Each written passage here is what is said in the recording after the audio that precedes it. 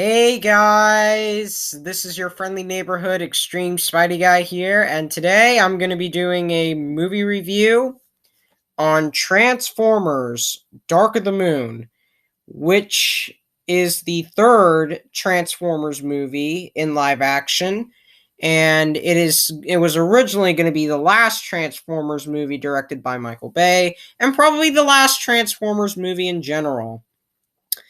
But due to it becoming a box office hit, we have kind of gotten, yep, Transformers Age of Extinction!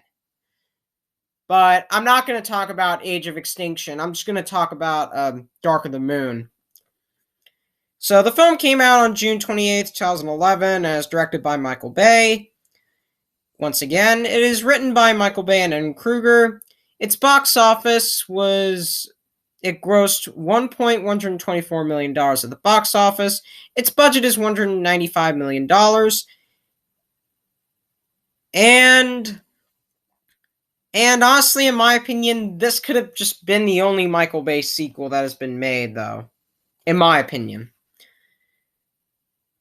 So the plot of this movie is that Sam Witwicky, once again played by Shia LaBeouf, and his new girlfriend Carly, played by Rosie Huntington Whiteley, join the fray when the evil Decepticons renew their long-standing war against the Autobots.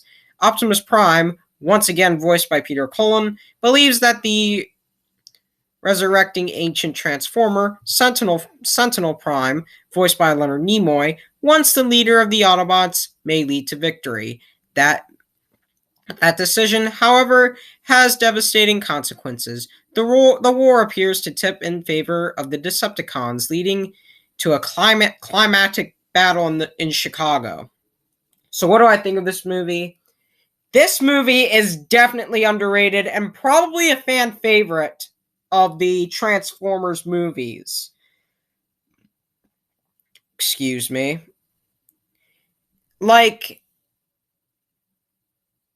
This movie is probably a step up to Revenge of the Fallen, in my opinion. And I still like, and the voice acting from, Optimus Prime, Peter Cullen is still awesome as always as Optimus Prime.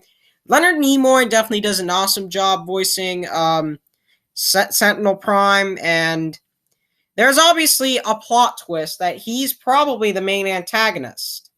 Hugo Weaving, it still is awesome as always as Megatron, probably his last role before, in Age of Extinction and The Last Knight, Frank Welker did reprise his role as Galvatron and Megatron in Transformers The Last Knight. Galvatron in Age of Extinction and Megatron in The Last Knight. But I did watch this movie on Netflix with Revenge of the Fallen, and this is definitely an underrated movie. Probably one of the most underrated movies of the 2010s, and definitely a guilty pleasure of mine. While I did watch the first Transformers movie on 4K, and I loved the Transformers movie from 2007. But I just didn't like Revenge of the Fallen and hated Age of Extinction and Last Knight. But this is probably the only Transformers sequel that I enjoy. The action sequences are still awesome the action scenes are still awesome as always, and the premise is actually very good. And the performances from Josh Duhamel and Tyrese Gibson are still awesome as always. And I also did like Ken Jeong in this movie as well. Like this is probably my second favorite performance from Ken Jeong, when he plays this hilarious character. I know he's a comedian, much better than his performance as Mr. Green in Norm of the North. And for the issues I've had with this movie is that I would say I still probably hated Sam. I would say at least Michaela Barnes was actually not in this movie. I know, but at least they could have brought her back. And I just didn't like Sam Witwicky in this movie, but at least he was at least better compared to Revenge of the Fallen. And like I said in my Transformers 2007 movie review, at least he's likable in the 2007 Transformers movie compared to it's to compared to Revenge of the Fallen and this movie right here.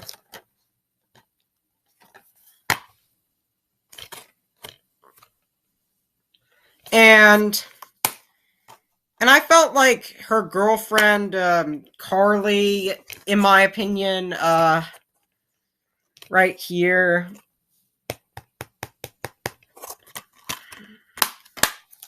is just, I didn't think she was actually needed in this movie. At least they could have just brought back Michaela. I mean, I know she wasn't likable in Transformers Revenge of the Fallen, but they could have at least brought her back, you know? And this character, Dylan, I believe he was just a character that was just also not needed as well. Like he's just this like villain that works for the Decepticons and just tries to bring their planet back, and he's not even a villain and not even that threatening. So that's all for my review on Transformers Dark of the Moon.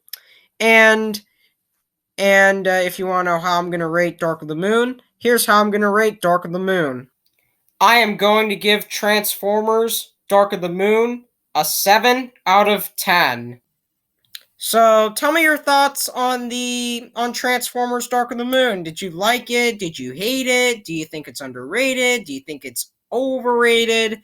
Do you think it's okay? I want to know your opinion on the comments below. And until next time, there is more than meets the eye.